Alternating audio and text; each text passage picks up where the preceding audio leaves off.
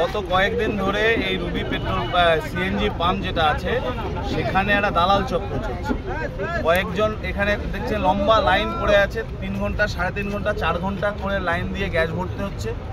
আর কেউ কেউ এসে দুম করে লাইন না দিয়ে গ্যাস নিয়ে চলে যাচ্ছে। এ নিয়ে মারপিটও হয়েছে। কোন জায়গাটা? এখানেই হয়েছে, এই পুরো শিবতলা হয়েছে, এখানেও হয়েছে, এই রুবির পাশে এটাতে হয়েছে। তো তারপরে এছাড়াও সাপুরজিতে যে সিএনজি পেট্রোল পাম্প আছে সেখানেও হয়েছে। আমাদের স্পষ্ট কথা হচ্ছে, পশ্চিমবঙ্গে এখন সিএনজির গাড়ি বাড়ছে, কিন্তু সিএনজি পাম্পের সংখ্যা বাড়ছে না। এবং সেই কারণেই আমার এখানে 3-4 ঘন্টা লাইন হয়, 2 ঘন্টা 3 ঘন্টার বেশি অনেক পাম্পে হচ্ছে সিএনজি গ্যাস থাকছে না।